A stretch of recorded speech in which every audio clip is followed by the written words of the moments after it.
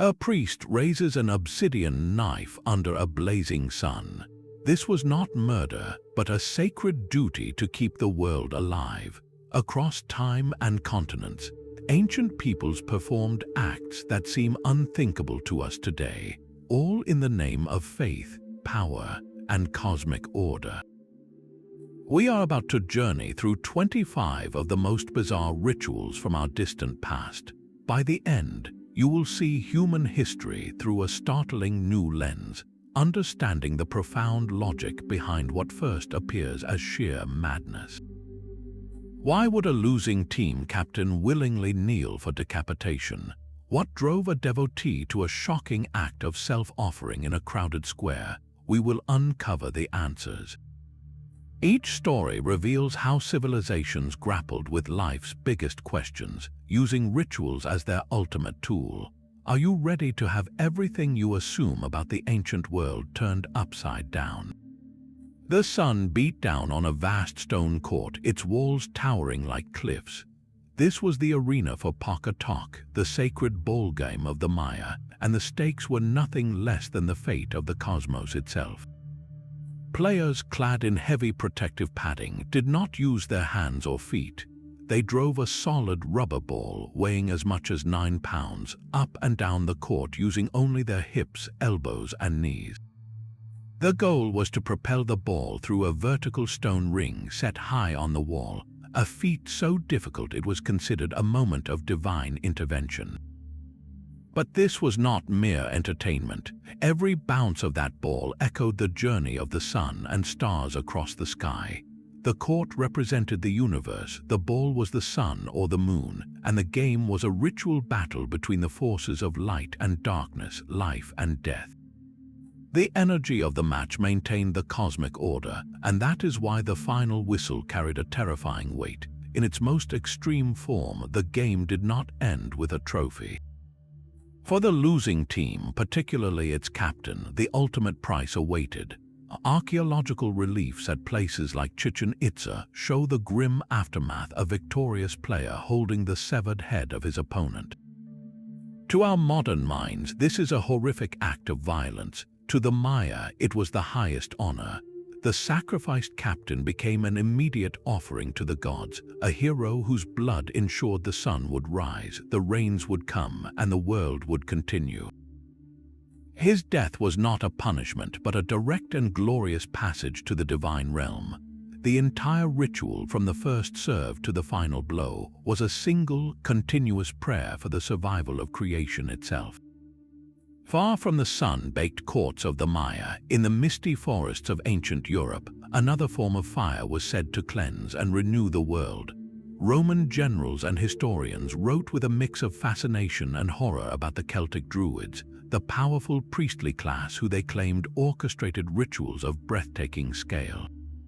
Julius Caesar, in his commentaries on the Gallic Wars, described a practice that has since burned itself into our collective imagination. According to these accounts, the Druids would construct a colossal, hollow effigy of a man from woven willow branches. This was the Wicker Man. Into its cavernous interior, they would place offerings of every kind: live animals, grain, precious objects, and most shockingly, human beings. These human offerings were said to be criminals, prisoners captured in war, or even volunteers seeking divine favor. Then, as the community watched, the entire structure was set ablaze. The roaring inferno, consuming both life and material, was intended as a massive, comprehensive offering to the gods, a sacrifice meant to ensure fertility, victory in battle, or the turning of the seasons. The Romans presented this as the ultimate proof of Celtic barbarism, a stark contrast to their own supposed civilization. But here is where the story becomes a historical puzzle. Modern scholars urge deep caution. Caesar and Strabo were not neutral anthropologists. They were conquerors writing propaganda to justify their brutal campaigns against the Celtic tribes. Portraying your enemy as subhuman savages practicing monstrous rites makes their subjugation seem not only justified but morally necessary. So, was the Wicker Man merely a monstrous fiction, an ancient smear campaign? Archaeology suggests the truth is complex and perhaps more unsettling.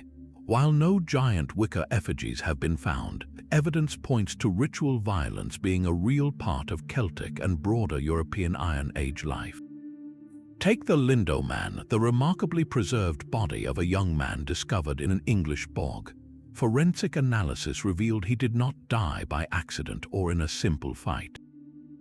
His last moments were a sequence of ritualized killing: a blow to the head, a thin garrote tightened around his neck, and a cut to the throat, perhaps to drain his blood. His stomach contents even showed a final ceremonial meal. He was a deliberate, threefold sacrifice offered to the gods of the marsh.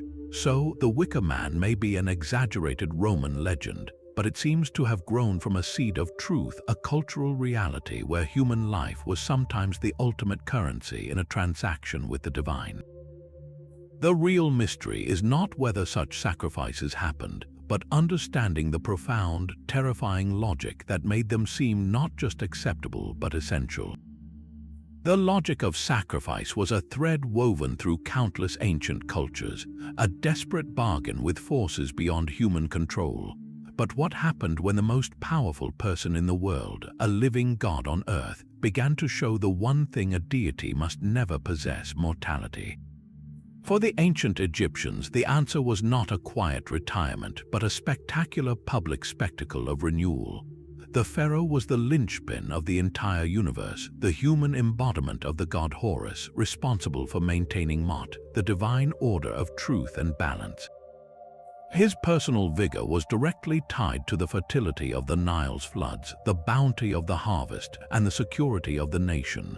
As a pharaoh aged, the risk of Isfet, the chaos that lurked at the edges of creation, grew stronger.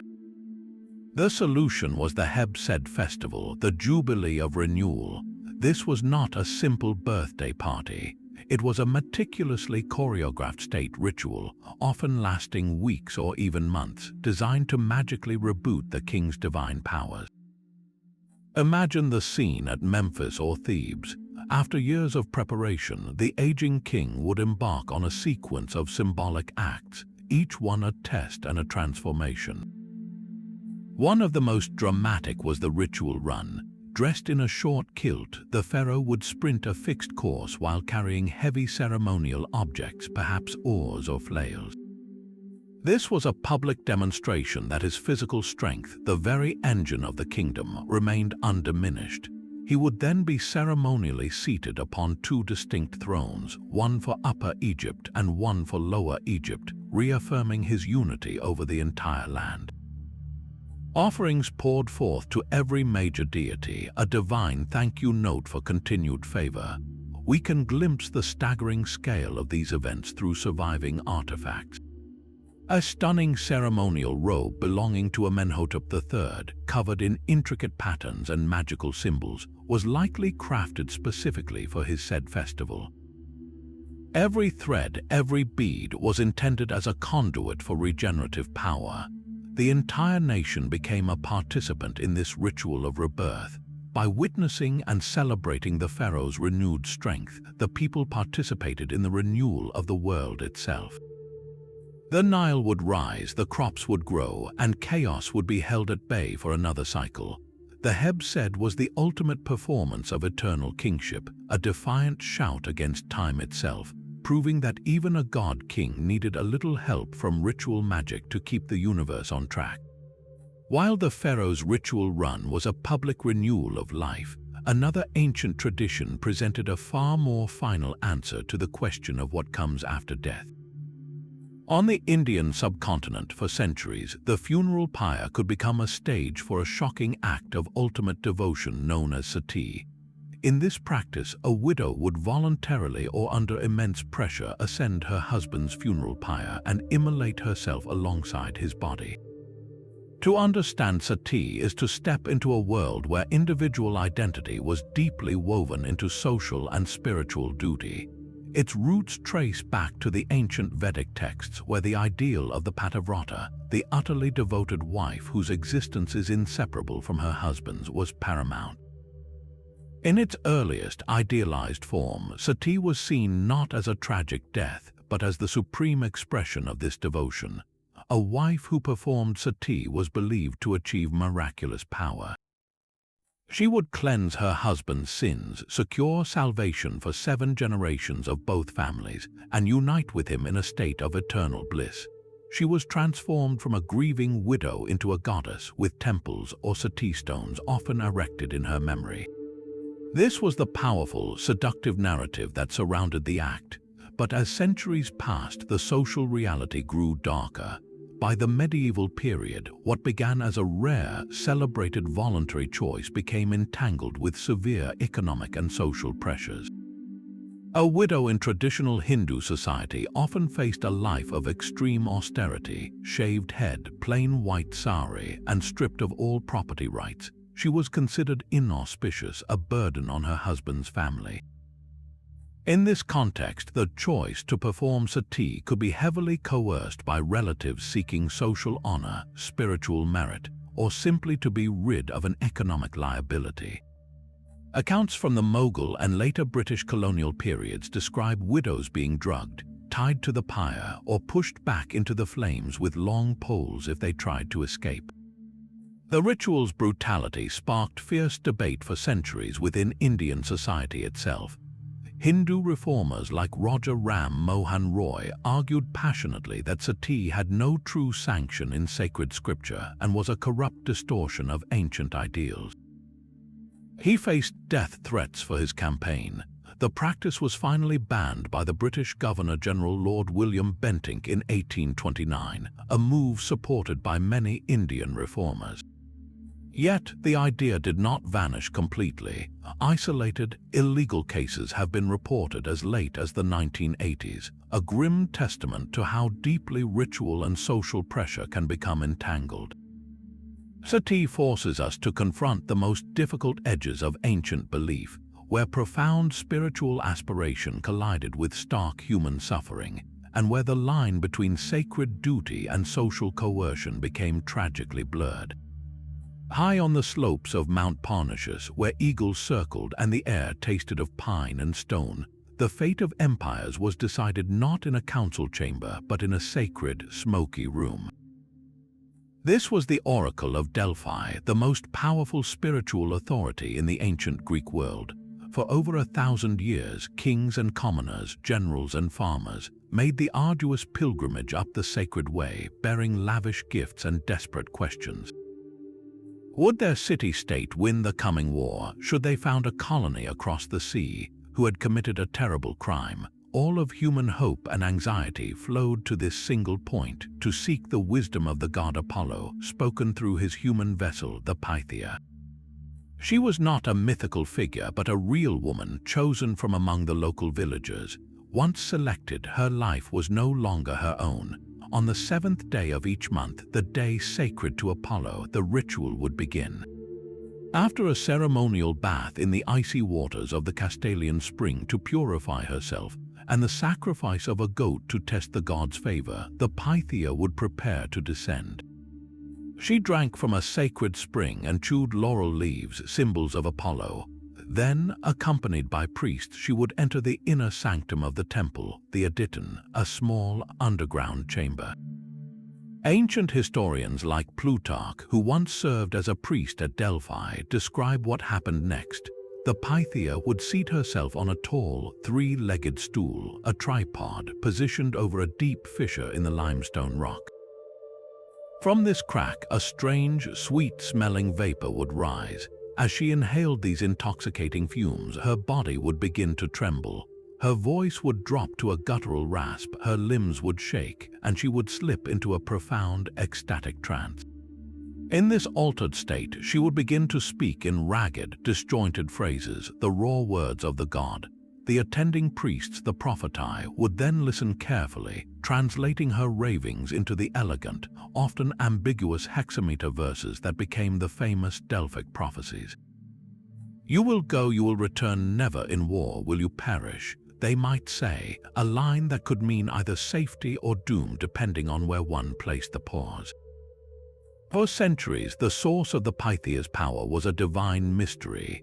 Modern science, however, has offered a startling geological explanation. In the 1990s, a team of researchers cross-referenced Plutarch's descriptions with the site's geology. They discovered that two fault lines intersect directly beneath the temple, and that the limestone bedrock is rich in bituminous deposits. Their theory suggests that intoxicating gases, likely ethylene, a sweet-smelling hydrocarbon known to induce trance states, could have been released from this fissure, especially during seismic activity which was common in the region. The priests, perhaps unknowingly, had built the temple directly atop a natural intoxicant vent. This does not diminish the profound impact of the oracle, it deepens it. The ritual was a perfect fusion of the earthly and the divine, of geology and belief. A humble village woman, guided by ancient ceremony and altered by the very breath of the mountain, became the voice of a god. Her cryptic words sent colonists to new lands, spurred military campaigns, and shaped the course of Western civilization. The power of Delphi lay not in clear answers, but in the profound human need to believe that the universe, in all its chaos, could still be persuaded to speak. From divine prophecy, we now move to a ritual of such intense physical transformation it shocked even the notoriously tolerant Romans. In the bustling forums of ancient Rome, amid the temples to Jupiter and Mars, a very different kind of procession could sometimes be seen. Followers of the Great Mother Cybele, a goddess imported from Phrygia, would parade through the streets with wild, discordant music from flutes and tambourines. At the heart of this ecstatic crowd were her most devoted priests, the Galli. Their faces were painted white, they wore long, colorful robes and elaborate headdresses, and their long hair flowed freely as they whirled and danced in a state of utter abandon. To onlookers, the spectacle was both mesmerizing and disturbing, for the Galli were known to whip themselves into such a frenzy that they would slash their own arms with knives, spattering their sacred statues with blood as an offering. But this violent devotion was merely a prelude to the ultimate act of surrender. The defining, shocking moment for a new Gallus came during his initiation. In the throes of ecstatic ritual, surrounded by the pounding music and the screams of fellow devotees, the initiate would take a sharp stone or a blade and, in one terrible public moment, castrate himself. He would then rush through the streets, hurling his severed flesh into a random household doorway. That family was then obligated to provide him with women's clothing and priestly ornaments, for he had died as a man and been reborn into the service of the goddess. This was not an act of punishment or of shame. It was the ultimate offering, a complete renunciation of the mortal, masculine world to fully embody the divine, androgynous power of Cybele herself. By sacrificing his manhood, the Gallus sought to transcend human sexuality entirely, becoming a living vessel of the goddess's fertile, yet paradoxically non-procreative energy. Roman society viewed the Galli with a profound and uncomfortable duality. They were both revered and deeply marginalized. The state officially sanctioned the cult of Cybele because her favor was believed to protect Rome, particularly during the desperate years of the Second Punic War. Yet the Galli themselves existed on the fringes. They were often foreigners, they begged for alms, and their dramatic, gender-fluid presence made them figures of both awe and mockery in Roman comedy. So potent was the disturbance they represented that Roman law took specific aim at their practice. A citizen who voluntarily emasculated himself in service to Cybele was legally declared infamous, losing his rights to vote, make a will, or testify in court. This legal stigma reveals the deep cultural nerve the ritual touched. The Galli represented a form of devotion so absolute, so terrifying in its physicality, that even an empire built on conquest and order could only partly contain it, allowing the goddess her place while trying to wall off the radical transformation her truest servants demanded. The Galli's ritual was a shocking offering of flesh to a goddess, but in the frozen north, another culture developed a rite of execution so horrific its very existence is a historical battlefield. The blood eagle, or blaðorm, is described in the Old Norse sagas as a method of sacrificing captives to the god Odin.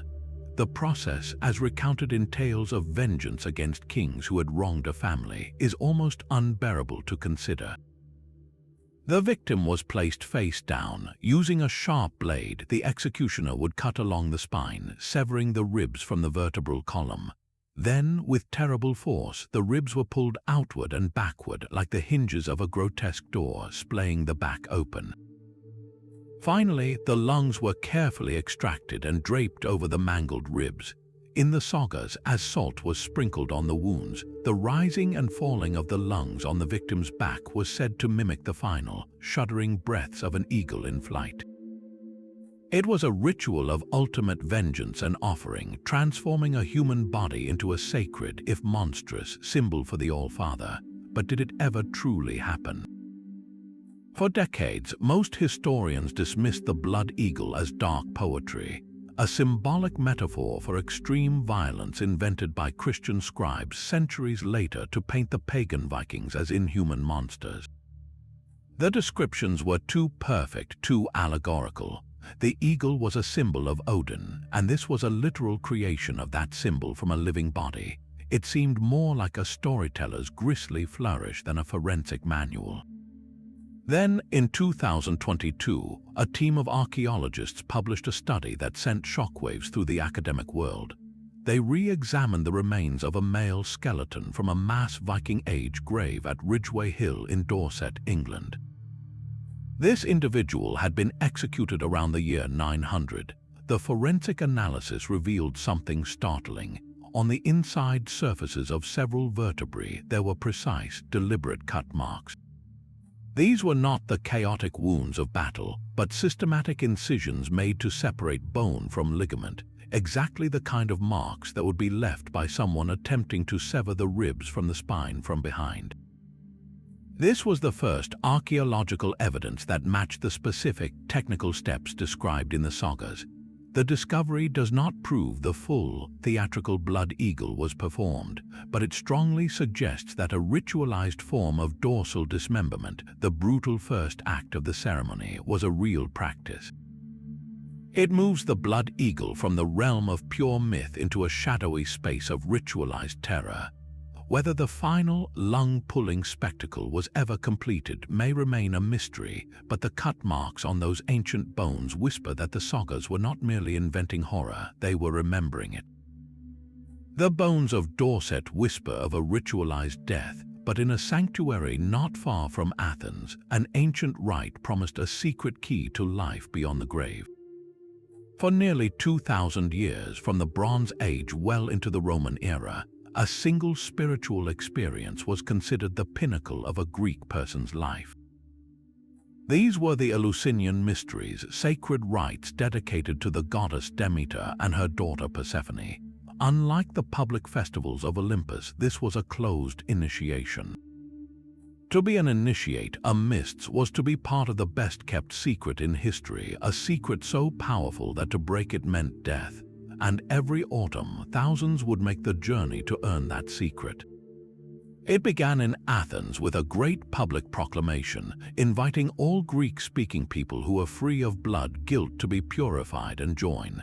The initiates then gathered at the sacred port and began a solemn 15-mile procession on foot along the sacred way to the town of Eleusis. They carried with them small statues of the child god Iacchus, singing hymns and chanting as they walked.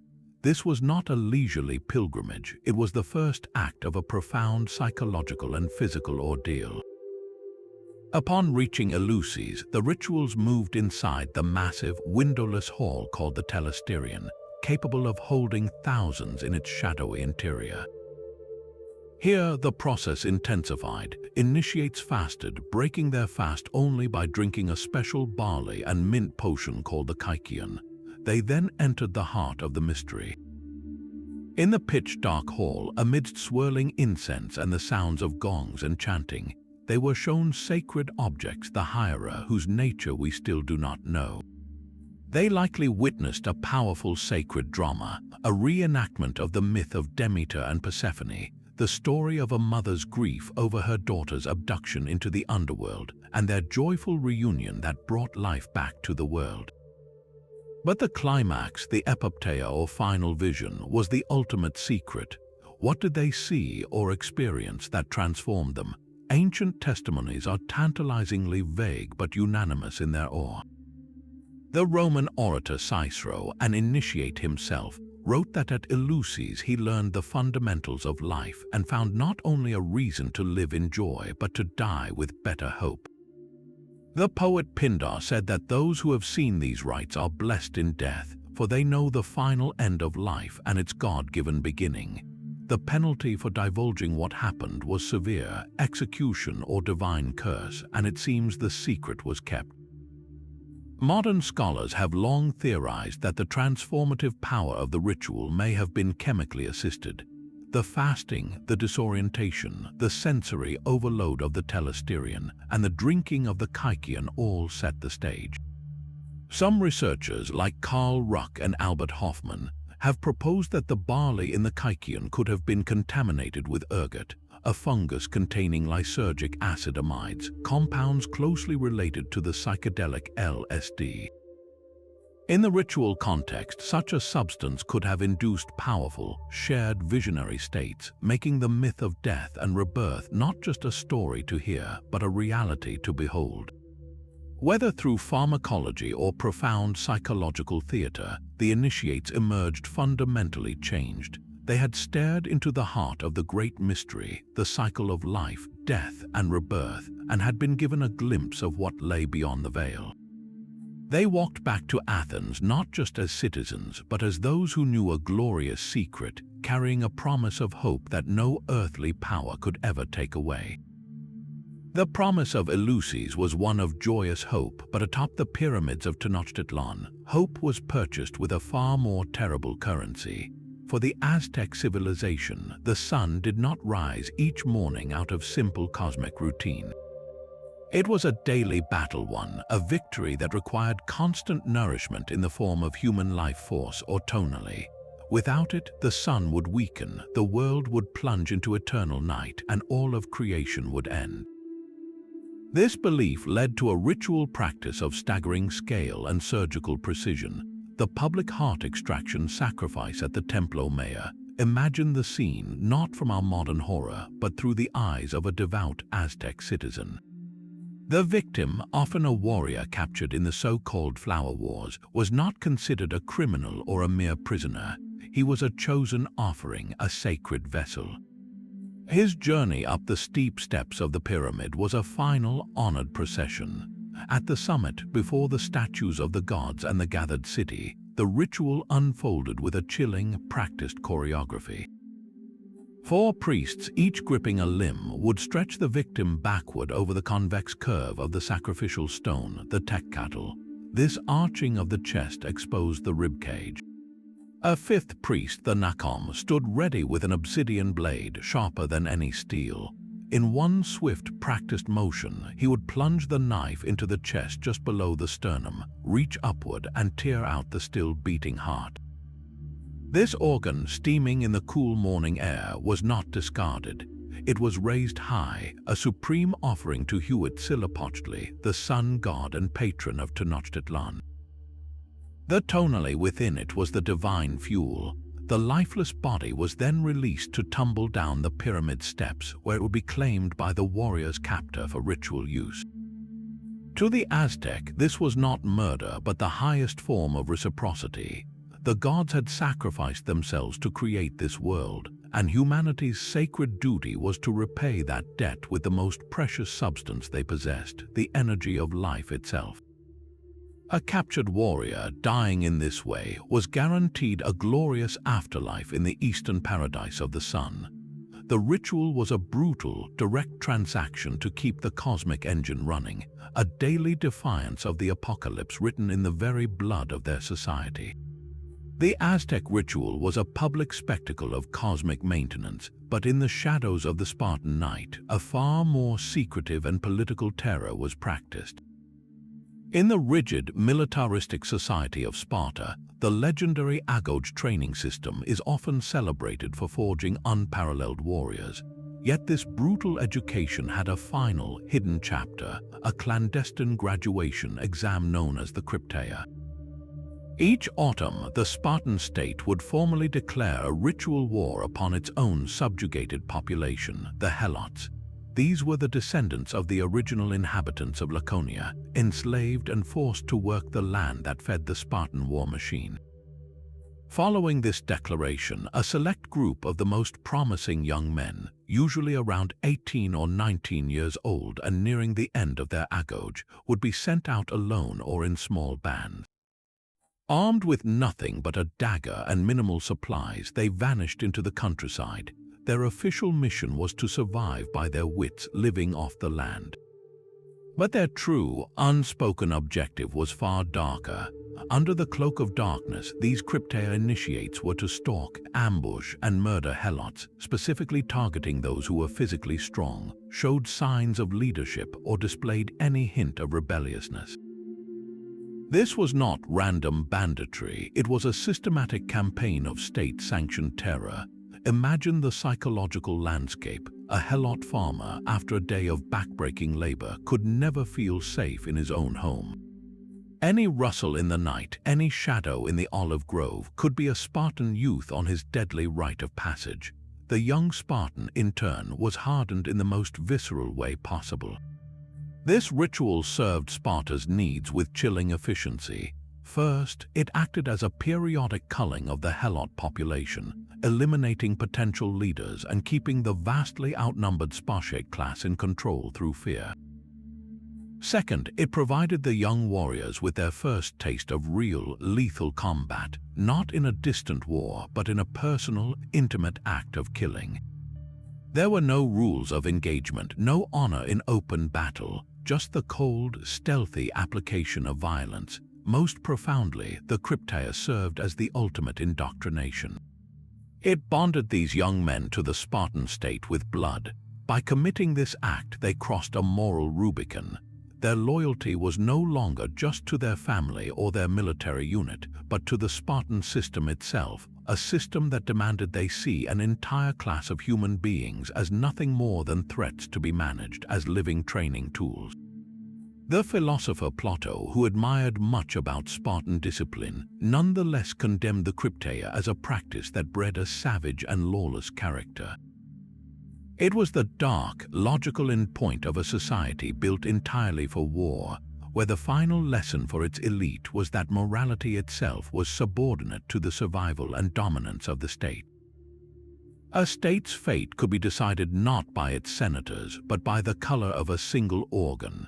Before any major Roman undertaking a declaration of war, the founding of a colony, the election of a consul, the gods were consulted through a practice of astonishing intricacy known as extispicy. This was the domain of the haruspex, a priest trained not in philosophy or public speaking, but in the visceral art of reading animal entrails. The ritual began with a solemn sacrifice. A healthy animal, often a sheep or a bull, was led to the altar. As prayers were chanted, its throat was cut and its body was carefully opened.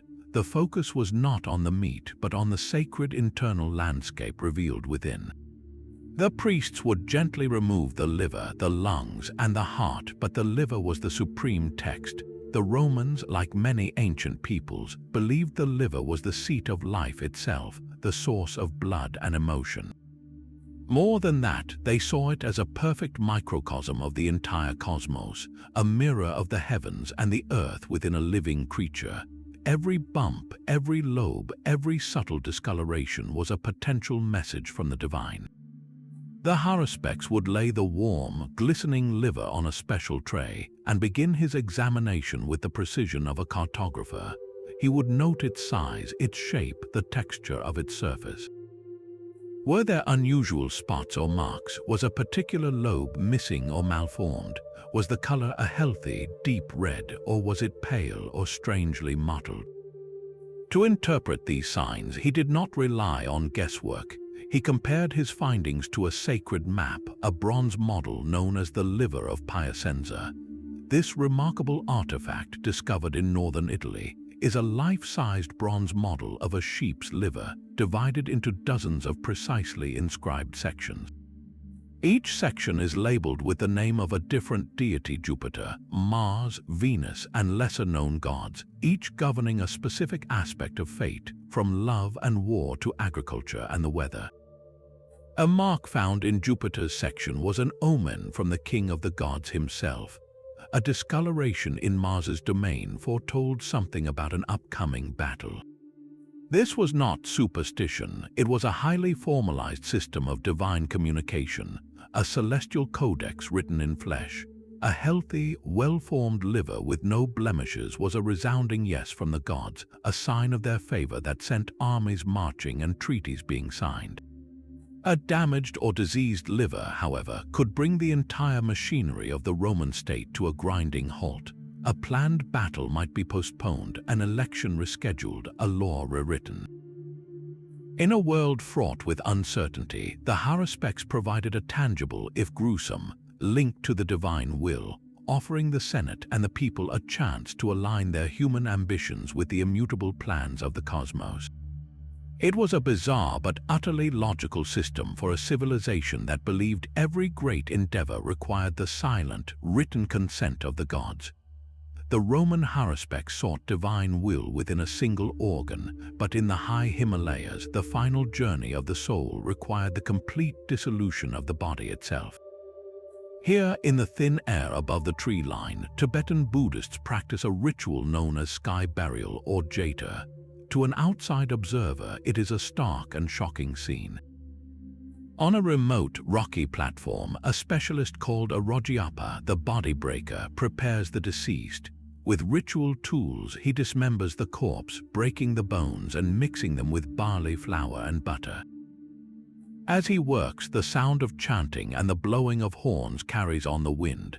Then the signal is given. From the surrounding cliffs, vultures descend in a great, swooping cloud, consuming the offered remains until nothing is left. This is not a casual disposal, but a profound final act of compassion and non-attachment. In the harsh Tibetan landscape, where the ground is often too frozen to dig and wood is too scarce for cremation, sky burial is a practical necessity. But its spiritual logic runs far deeper. The body is seen as an empty vessel, a mere shell the soul has abandoned. Offering it to the vultures, which are revered as dakinis or sky goddesses, performs several sacred functions. It is the ultimate act of charity, giving one's own flesh to feed other living beings. It also liberates the soul from any lingering attachment to its physical form, allowing it to move freely toward its next rebirth. The vultures, in carrying the substance of the body into the sky, are literally transporting the final remnants of the person heavenward. To interfere with this process, to try to preserve the body, would be a selfish act, a failure to let go that could trap the soul. This concept of returning the body to nature without polluting the sacred elements finds a remarkable parallel in another ancient faith far to the west. For Zoroastrians, the followers of one of the world's oldest monotheistic religions, earth, fire, and water are pure divine creations that must never be defiled by the corruption of a dead body. Burial would pollute the earth, cremation would contaminate fire, and water burial would foul the water. Their solution, practiced for millennia, was the construction of the Towers of Silence or dakmas. These were circular, raised stone platforms open to the sky and often built on hills. After solemn funeral rites, the corpse was carried by special pallbearers into the tower and laid out on a stone bed. The bodies were arranged in concentric circles, men on the outer ring, women in the middle, and children in the innermost ring. Then they were left. Scavenging birds, primarily vultures and crows, would swiftly reduce the remains to bone.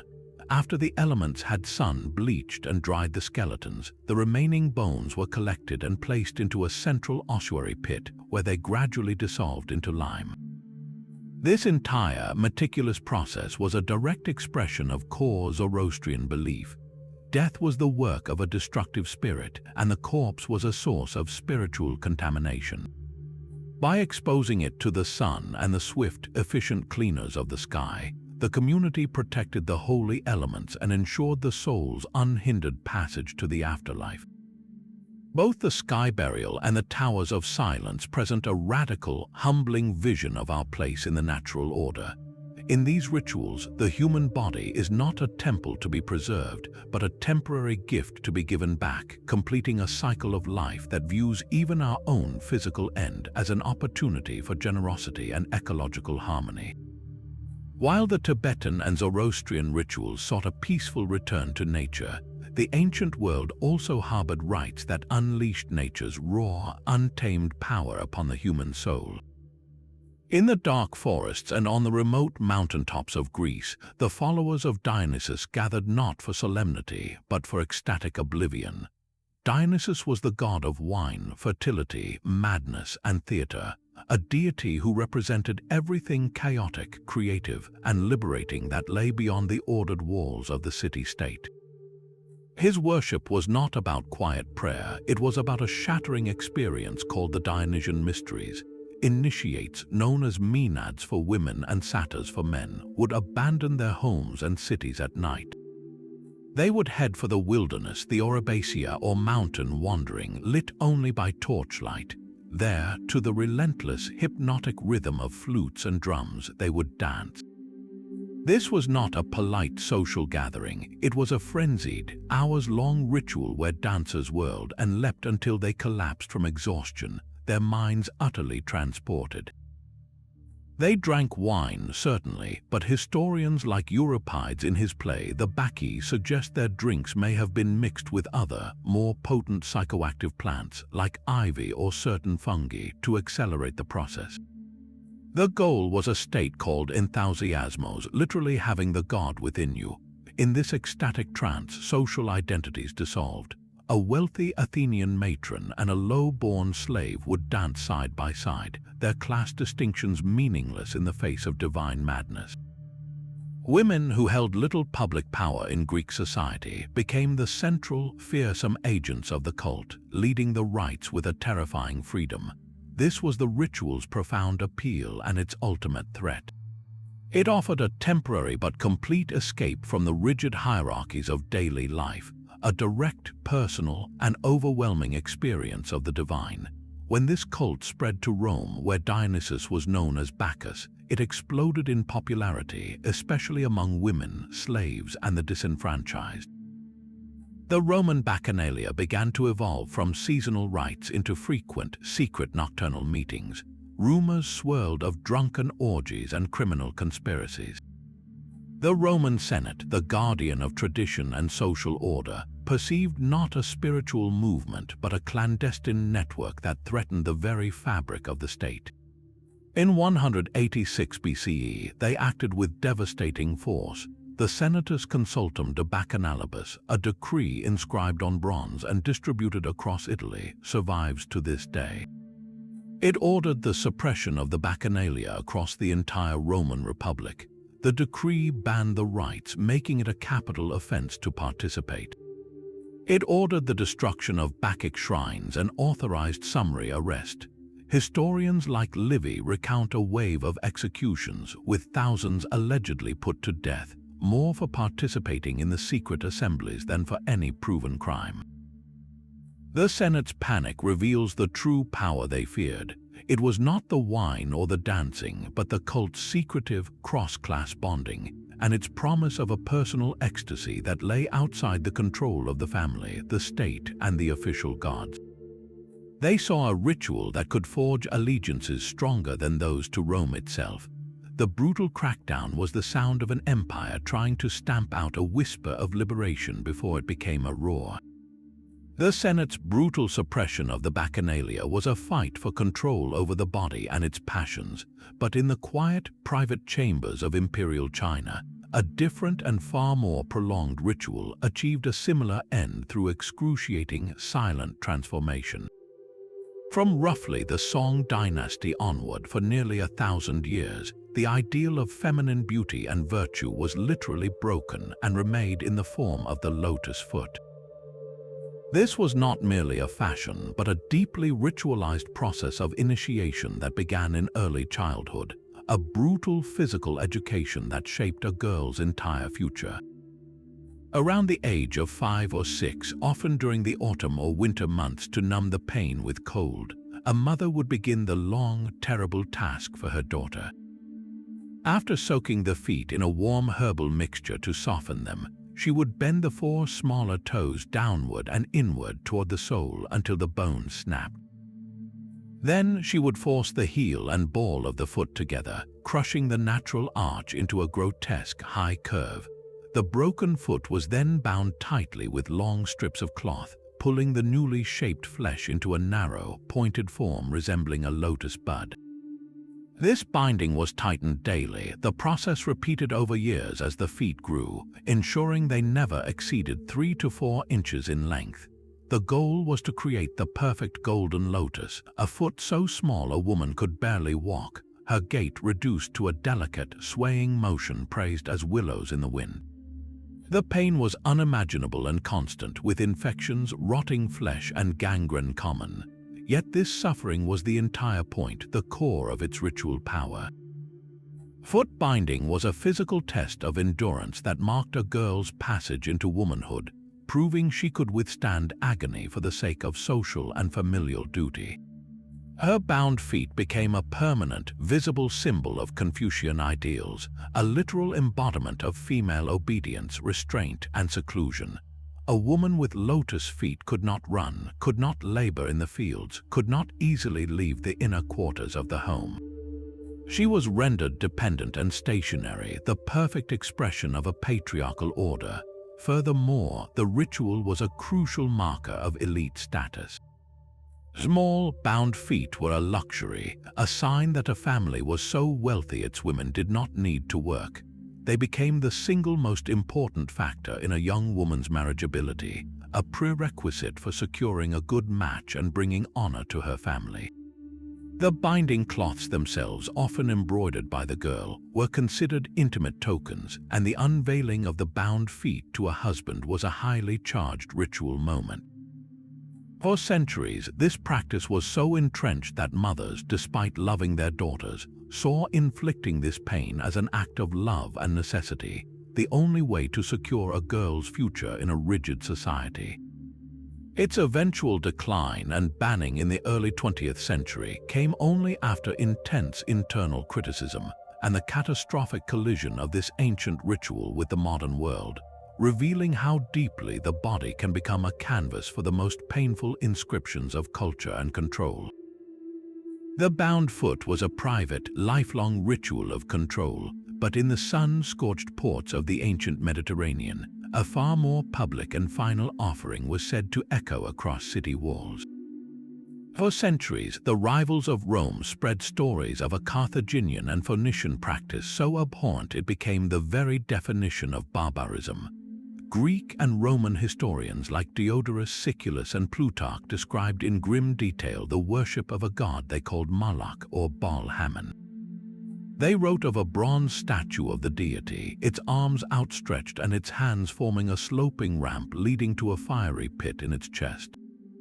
According to these accounts, during times of extreme crisis such as plague, famine, or military siege, Carthaginian parents would fulfill a sacred vow by placing their living infant onto those burning arms, allowing the child to roll into the flames as drums and flutes drowned out its cries. This was the Molk offering, the ultimate sacrifice to secure the favor of a furious god. For generations, these stories were dismissed by many scholars as classic wartime propaganda, a way for Rome to demonize the civilization it utterly destroyed in the Punic Wars. Then archaeology began to speak from the ashes. Outside the walls of ancient Carthage and at other Phoenician colonies, researchers uncovered sacred precincts known as tophets. These were not normal cemeteries. They contained thousands of small, stone-marked burial urns, many holding the charred bones of very young children from fetuses to toddlers, often mixed with the cremated remains of lambs and kids. The inscriptions on accompanying stelae are chillingly consistent. They are dedications to the Lord Baal Hammon and the goddess Tanit, with the phrase Molk followed by a description of what was offered. The critical, agonizing question became, what does Molk actually mean here? One school of thought holds that the literary accounts and archaeology align perfectly.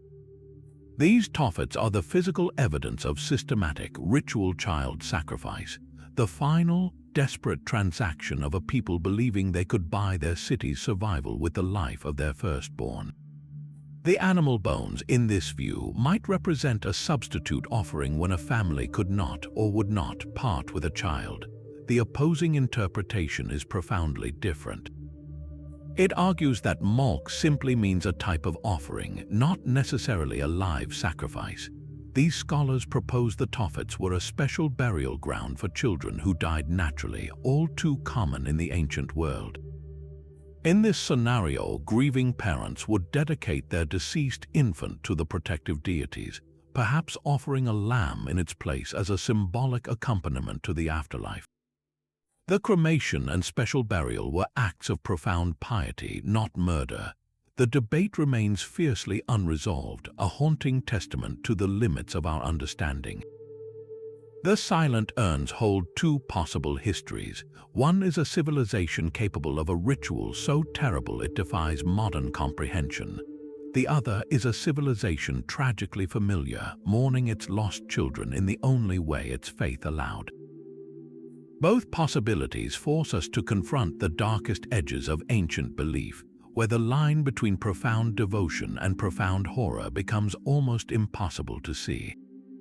The silent debate over Carthaginian urns reveals a world where life and death were a sacred negotiation. But in feudal Japan, a warrior's final moments were governed by a ritual of such strict aesthetic precision that it turned death into an art form. This was seppuku, often misnamed harakiri in the West, a term that uses the same characters but in a more vulgar order. To call it mere suicide would be to miss its entire point. Seppuku was a highly formalized ceremony, a final, bloody performance of the samurai's ultimate virtues: courage, discipline, and loyalty to the Bushido code. It served several distinct purposes. A samurai might choose it to regain honor after a grave failure, to avoid the shame of capture by an enemy, or as a sentenced atonement for a crime. The ritual transformed a moment of profound personal defeat into a controlled demonstration of supreme self-mastery. The ceremony itself was a meticulously choreographed event. The condemned or volunteering samurai would first purify himself with a ritual bath and dress in a stark white kimono, the color of death. He would then be led to a quiet, often specially prepared courtyard or room, spread with clean white sand to absorb the blood. Seated upon a white cloth, he would be presented with his final meal and, most importantly, the tools for his end, a short, razor-sharp dagger called a tanto, placed reverently on a stand before him. In a moment of profound reflection, he would compose his jaisai or death poem, a few lines of verse capturing his final thoughts on the transience of life, a last brushstroke of his character.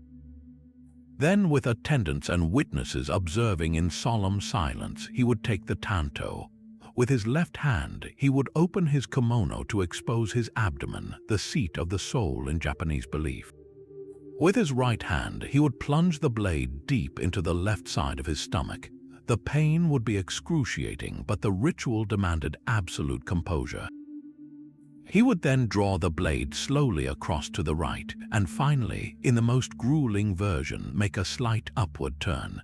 This act of disembowelment was the core of the ritual, a voluntary embrace of the worst agony to prove the strength of one's spirit. Yet the samurai was almost never expected to complete the full, torturous cut. Standing behind him was a crucial figure, the kaishakunin, usually a trusted friend or skilled swordsman. His duty was to act as a second, to end the samurai's suffering the moment the initial cut was made with a single, flawless decapitating strike. The kaishakunin's skill was paramount. He had to leave a small strip of flesh at the front of the neck so the head would not tumble forward indecorously, but would drop into the waiting hands of the dying man, a final act of control. In this brutal ballet, every participant had a role, every movement was symbolic.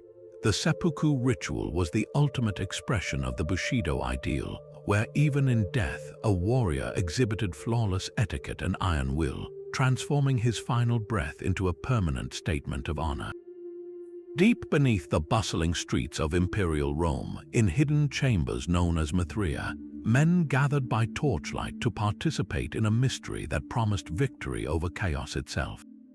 The cult of Mithras was one of early Christianity's most formidable rivals, a secretive, all-male fraternity popular among soldiers, merchants, and bureaucrats. Its temples were not grand public edifices, but intimate, underground spaces deliberately built to resemble caves, symbolizing the cosmos in microcosm.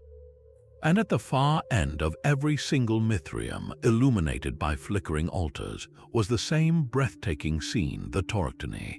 This sculpted or painted image was not merely decoration, it was the core of the faith, a cosmic diagram in stone.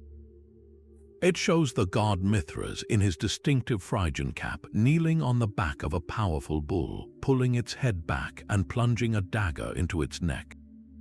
But this is no simple hunt. The scene is crowded with other figures. A dog and a snake leap forward to catch the life-giving blood. A scorpion clutches the bull's genitals.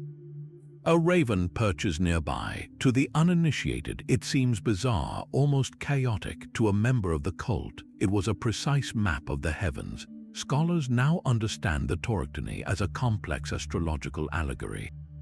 The bull represents the constellation Taurus. Each of the other animals corresponds to a different constellation: Canis Minor, Hydra, Scorpio, and Corvus. The act of slaying symbolizes Mithras's control over the celestial order, forcing the precession of the equinoxes, the great cycle of ages. The flowing blood was not death, but the source of all fertility and life, watering the world. This was a ritual of cosmic creation frozen in time, a reminder that from sacrifice comes renewal. To progress in understanding this mystery, a man had to ascend through 7 rigorous grades of initiation, each with its own planetary association and ordeal. You might enter as a raven, the messenger, under the moon, and be subjected to symbolic trials. Later, as a soldier, you might be offered a crown only to push it aside, swearing allegiance to Mithras alone. The grade of lion involved purification by honey, and the highest rank, father, presided over the rituals. Initiates were often blindfolded, hands bound with chicken entrails, and confronted with symbolic challenges before being liberated, reborn into the light. The rituals culminated in a sacred communal meal, recreating a feast shared by Mithras and the sun god Sol. Seated on stone benches along the sides of the Mithraeum, members would share bread and wine, a powerful bonding experience that mirrored the Christian Eucharist developing above ground. In the silent, subterranean darkness surrounded by the symbols of a star-slaying god, these men were not just sharing a meal, they were participating in the eternal, orderly mechanics of the universe, securing their place within a celestial brotherhood that promised triumph over the dark. While Mithraism sought cosmic order in the stars, another ancient priesthood looked for divine power in the living heart of the forest. The Druids, those enigmatic figures of Celtic Europe, performed a ritual so specific in its timing and tools that it has echoed through the centuries, preserved in the writings of a curious Roman observer. The naturalist Pliny the Elder, in his encyclopedic work Natural History, recorded a ceremony for harvesting mistletoe that feels less like a bloody sacrifice and more like a delicate, sacred surgery performed upon nature itself. This ritual reveals a druidic worldview where magic was not abstract but rooted in precise, observable natural phenomena. The plant at the center of it all was the mistletoe, a botanical paradox. It lives not from the soil but as a parasite high in the branches of trees, its evergreen leaves and white berries a stark contrast to the bare winter oaks it often clung to. To the Druids, this was no ordinary plant. It was a gift from the gods, a life that flourished without roots, a symbol of vitality in the dormant season, and they believed it held miraculous powers of fertility and healing. But to access that power, every step had to be perfect, a harmony of celestial timing and ritual purity. The ceremony began not with an action but with a patient celestial observation.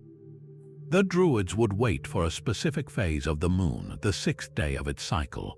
This timing was crucial, linking the plant's potency to the growing light in the night sky.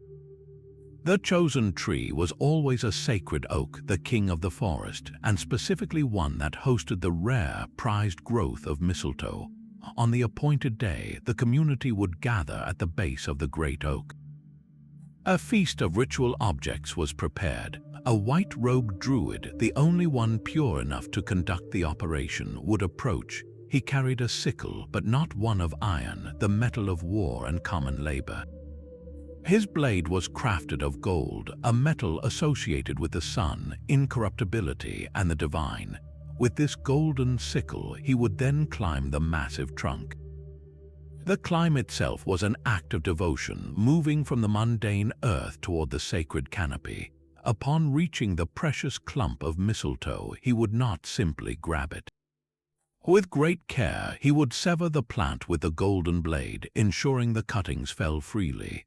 Below, other priests held outstretched a pristine white cloth, ready to catch the falling sprigs before they could be contaminated by touching the profane earth.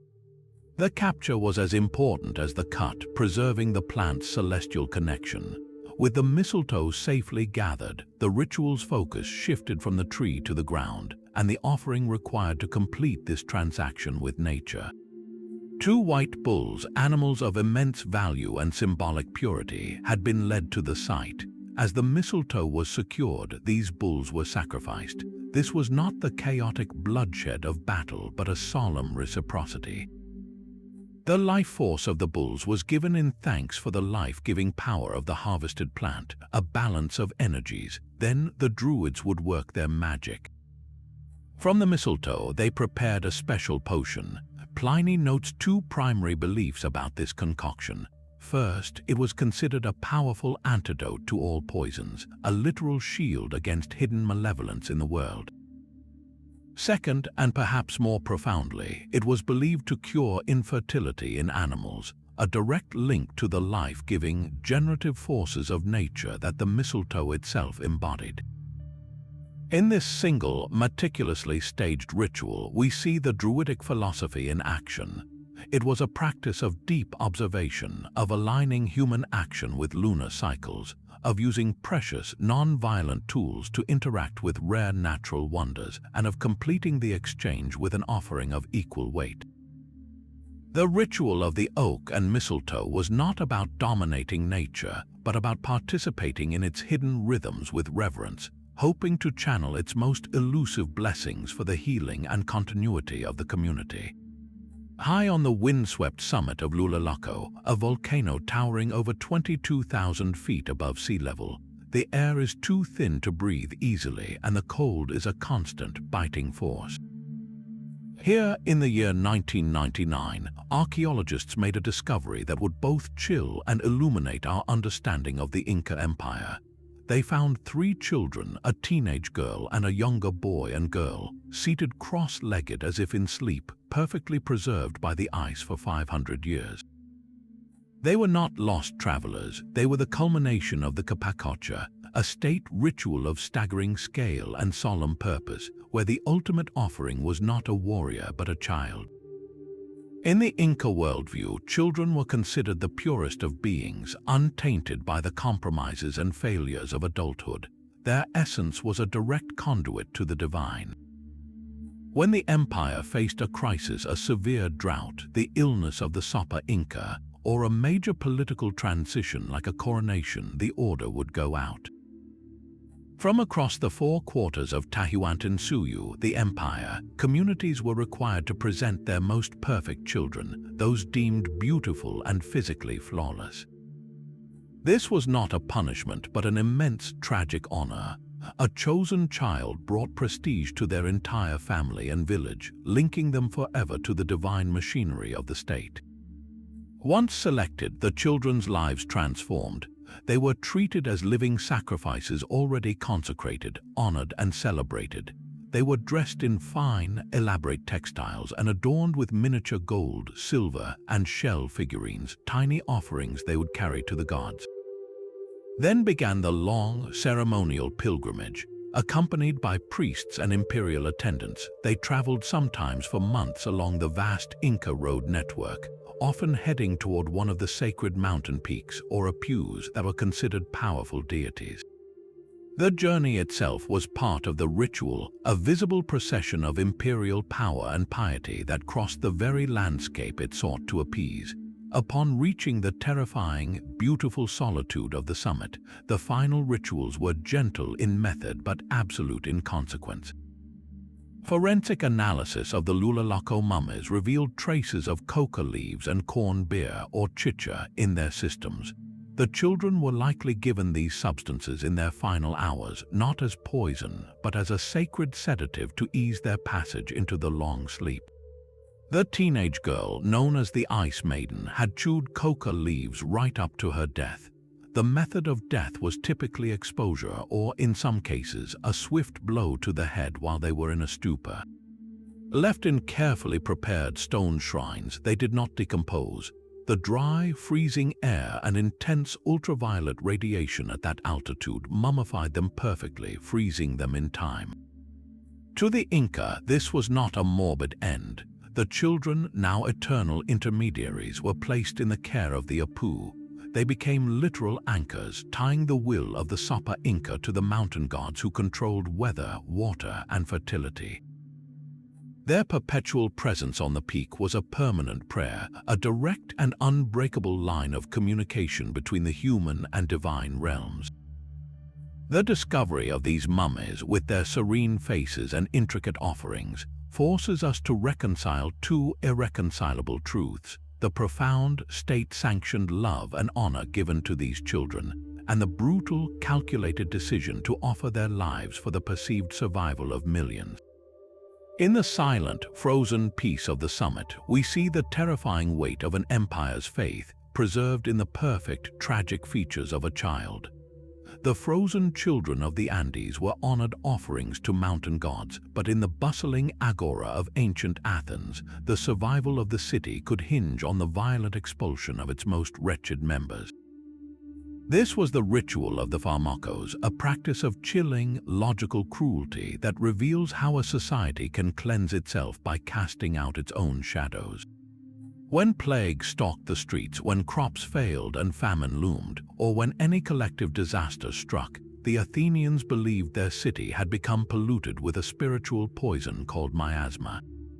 This was not a germ, but a contagious stain of impurity that angered the gods and disrupted the natural order. To remove it, they needed a living vessel, a human sponge to absorb the filth and carry it away. The city would select two individuals, almost always men, who existed on the absolute fringes of society.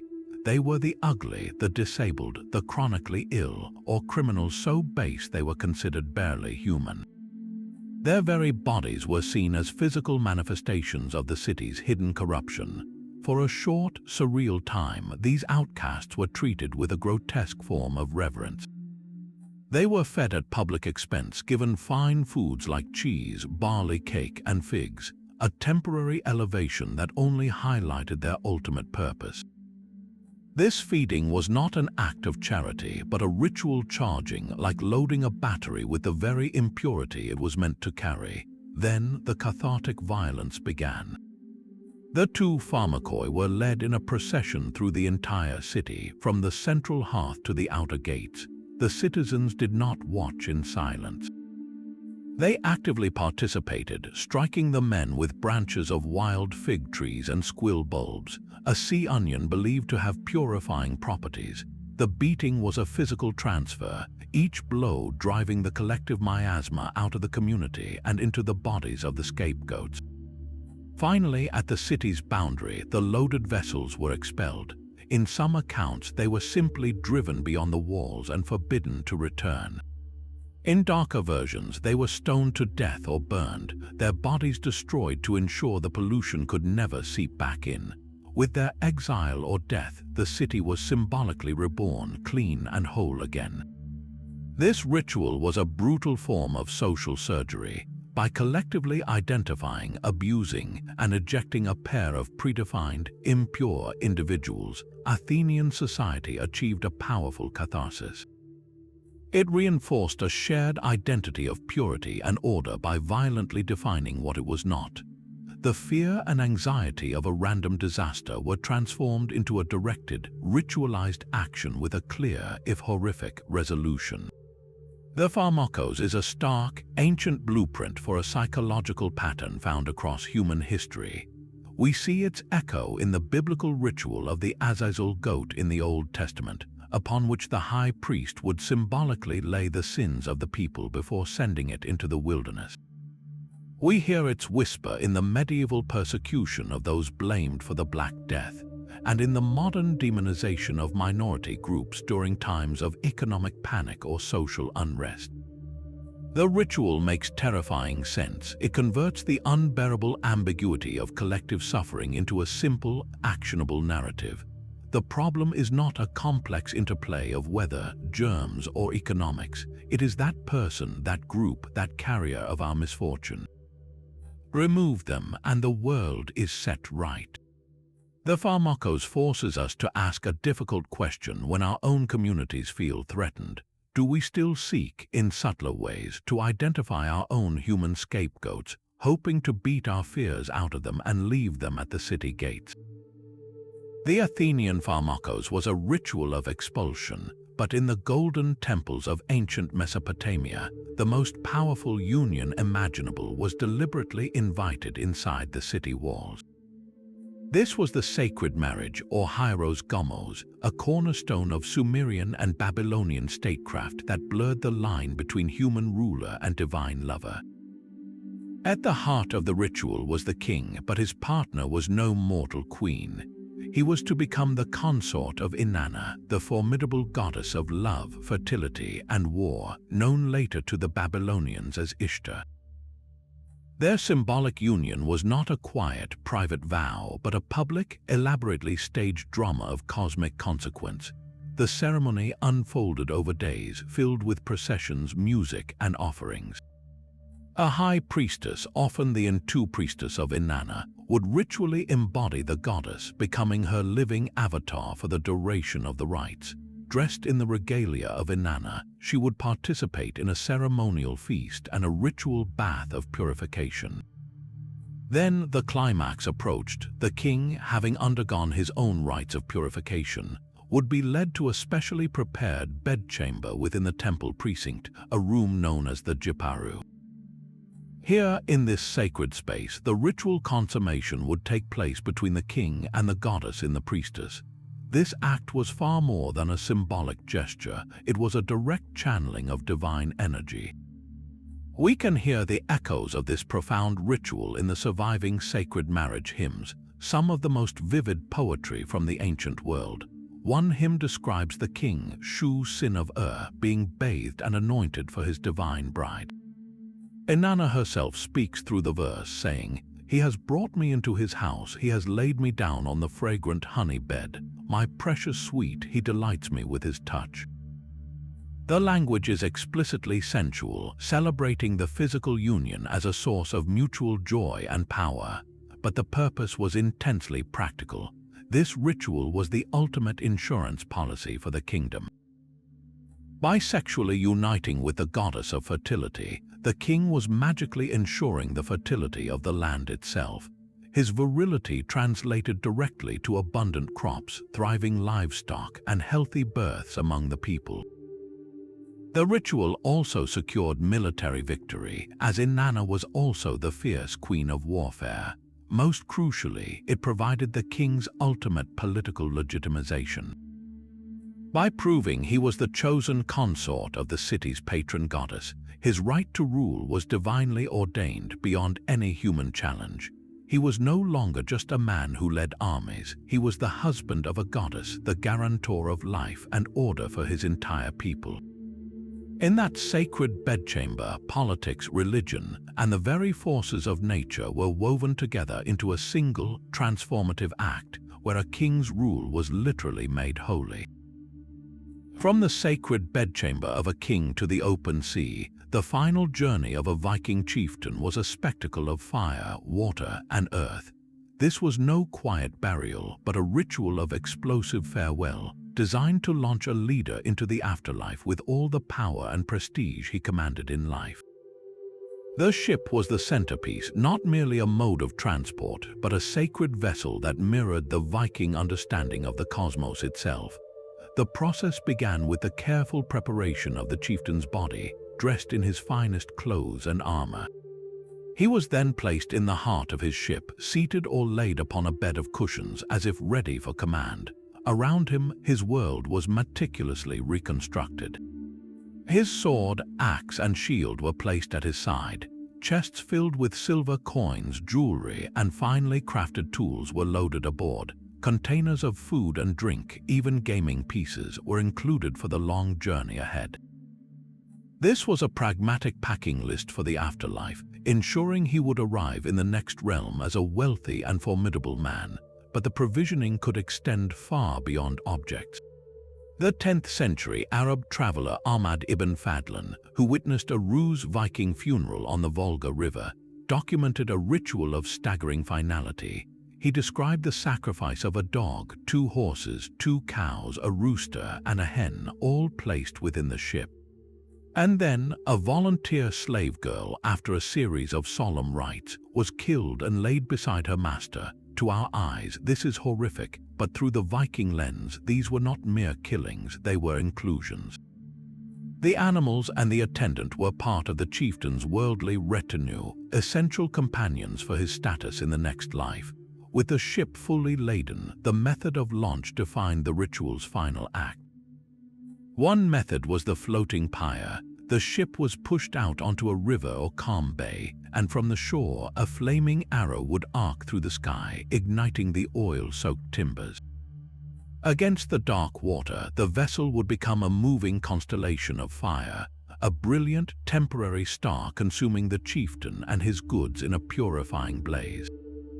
Alternatively, the ship might be dragged ashore to a prepared trench, buried under a great mound of earth, becoming a permanent boat-shaped tomb in the landscape. And in some accounts, the ship was set adrift, left to the mercy of the waves and wind, carrying its silent crew into the unknown. Each method served the same profound symbolic purpose. The ship was the vehicle to navigate the waters, separating the world of the living from the realms of the dead, whether to Odin's Hall of Valhalla or to the quieter underworld of Hell. The destruction or burial of such immense wealth was a breathtaking display of status, a final, unanswerable boast about the family's power. But it also served a practical spiritual function, removing these powerful items from the human world.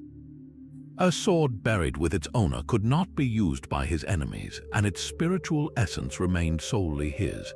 The burial mound itself, a ship-shaped hill, became a permanent landmark, a constant reminder of the ancestors' journey and the community's legacy. In the roar of the funeral pyre or the silent curve of the burial mound, the Vikings did not just say goodbye to a leader, they launched him fully equipped on the most important voyage of all. While Viking ships blazed across dark waters, a very different kind of running took place each February in the heart of Rome itself. The Lupercalia was a festival of such raw, chaotic energy that even the Romans of the late Republic found it bizarrely archaic, a wild relic from the city's distant pastoral past. Its purpose was clear: to purify the city and ensure fertility for the coming year, but its methods were a spectacle of sanctioned madness. The rituals began at the Lupercal, the cave on the Palatine Hill where the she-wolf was said to have suckled the infant founders Romulus and Remus. Here, priests known as the Luperci, drawn from Rome's most noble families, gathered. Stripped naked except for loincloths made from the skins of sacrificed goats, they embodied a primal, pre-civilized state. The sacrifices themselves set a strange tone: goats for fertility and a dog, an animal considered unclean by many ancient cultures, for purification. The blood from these animals was not discarded. It was smeared on the foreheads of 2 young Luperci, an act that should have been grim and solemn. But then, in a moment of jarring contrast, the blood was immediately wiped away with wool soaked in milk, and the two young men were required to burst into loud, ritual laughter. This laugh was a crucial part of the magic, a sound meant to drive away evil spirits and misfortune, transforming the blood from a stain of death into a catalyst for life. Then the main event erupted. The Lupusai, now armed with strips of the freshly sacrificed goat hide called Februa, from which the month of February gets its name, would begin to run. They did not walk a solemn procession, they sprinted, a howling, nearly naked pack, tracing an ancient path around the boundaries of the old Palatine city. And as they ran, they struck out at anyone in their path, but especially at women. Crowds of women would deliberately line the route, holding out their hands and baring their bodies, eagerly hoping to be struck by the Februa.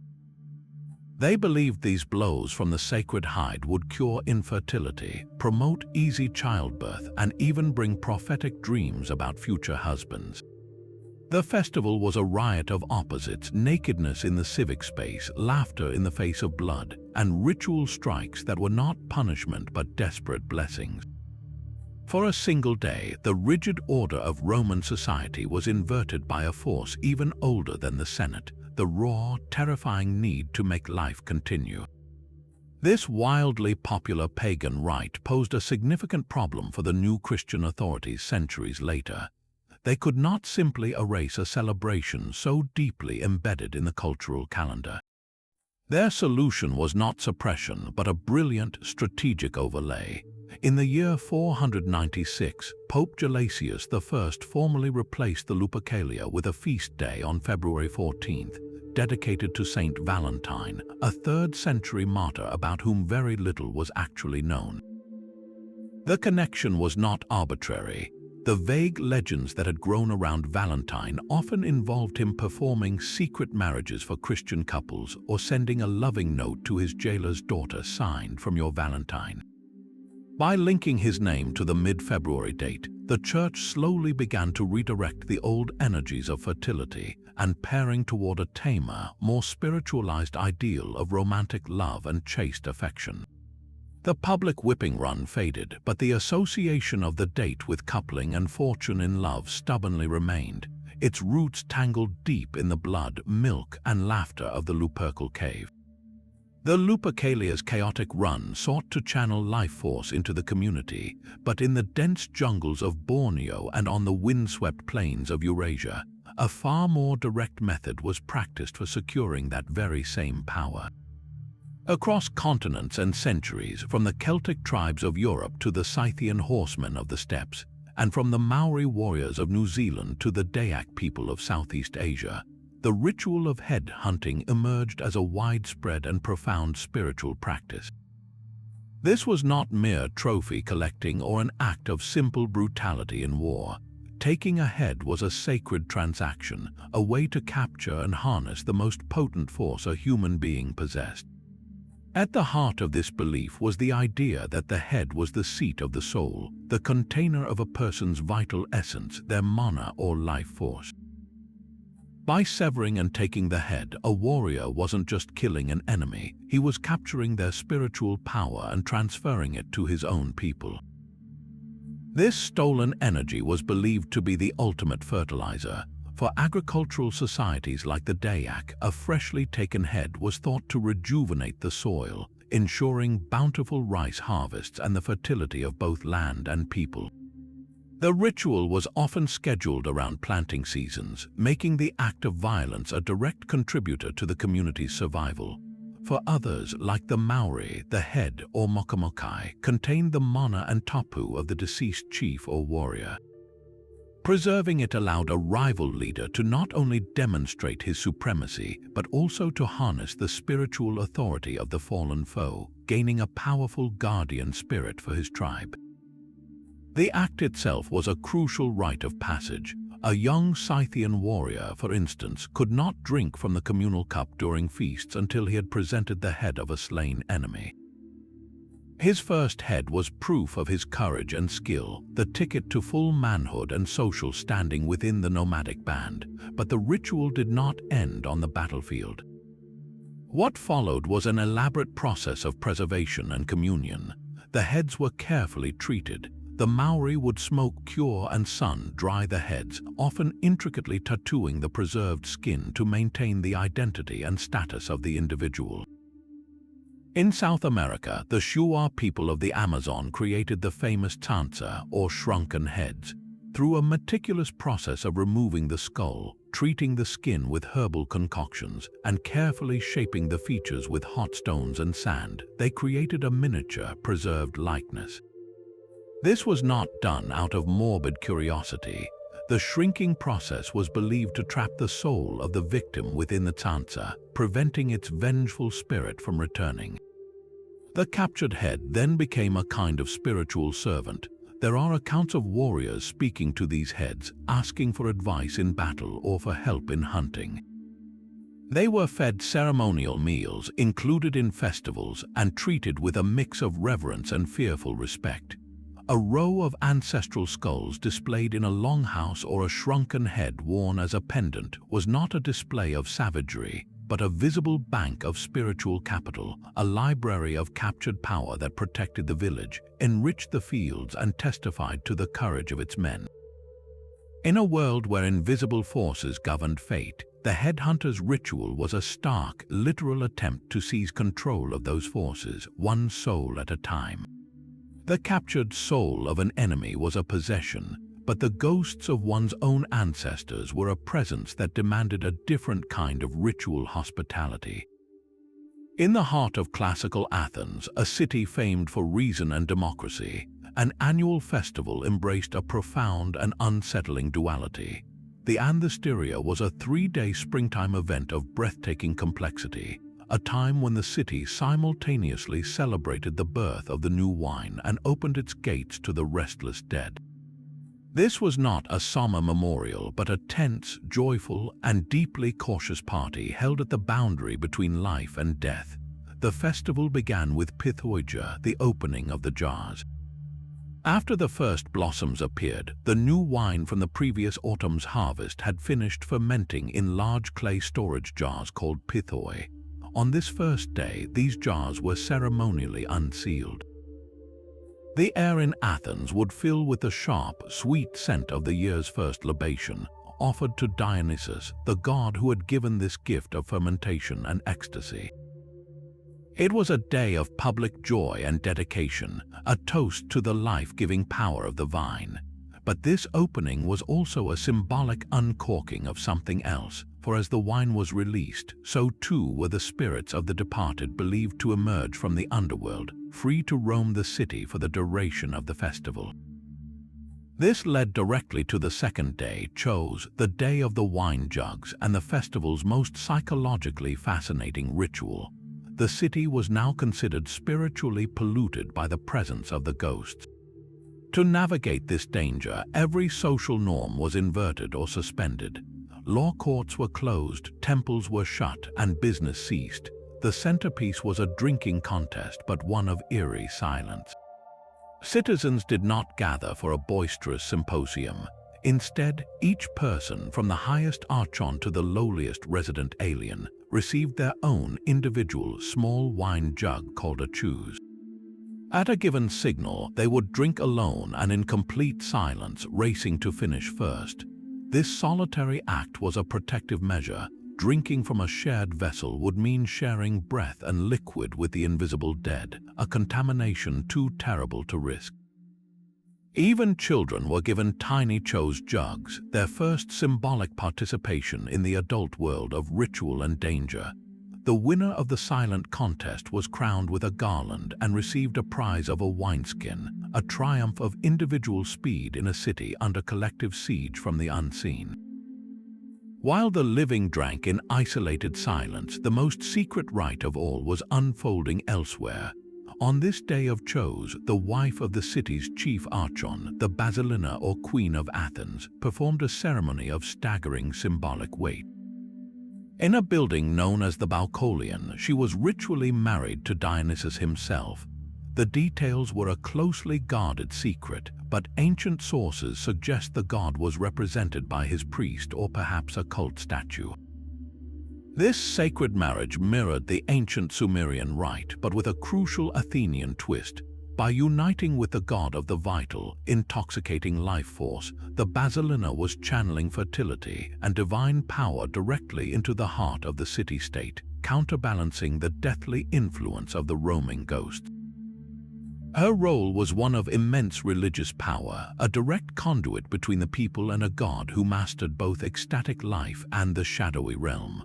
The festival culminated on the third day, Chaitroi, the day of the pots. The mood shifted from tense celebration to solemn expulsion.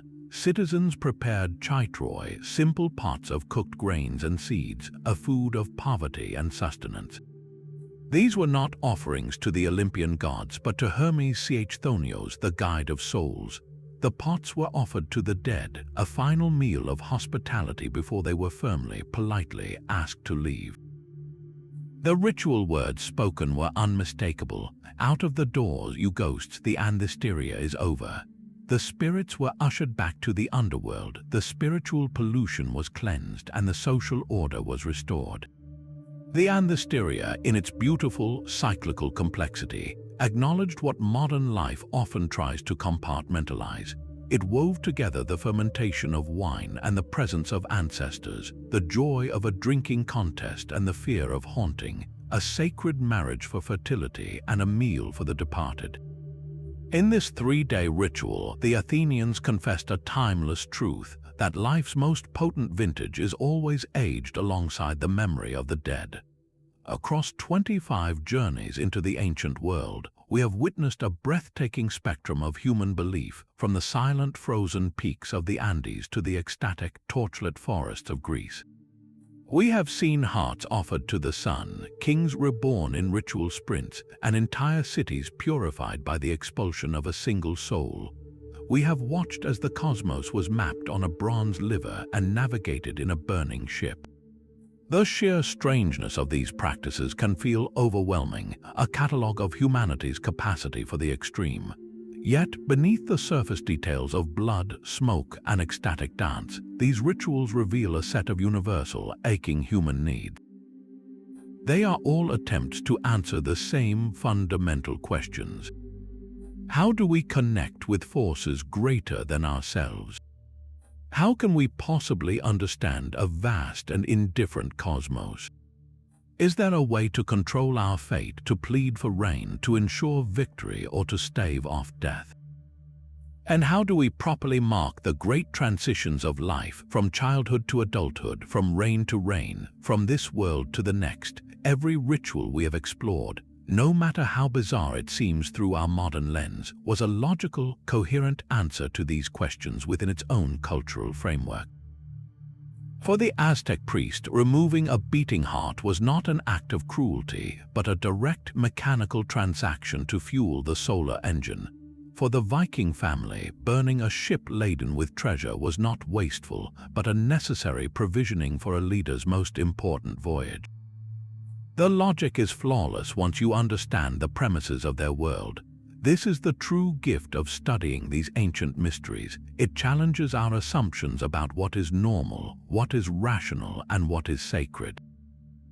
It forces us to see that our own rituals, however subtle or secular they may seem, are born from the same deep well of human yearning for meaning, order, and connection. As we close this exploration, we turn the question to you. Which of these ancient rituals shocked or fascinated you the most? Was it the calculated terror of the Spartan crypteia, the profound secrecy of Eleusis, or the stark, ecological return of the sky burial? Share your thoughts in the comments below. Let us know which historical mystery you would want to delve into next, and if you enjoyed this journey through time, please like the video and subscribe for more. Until next time, keep wondering.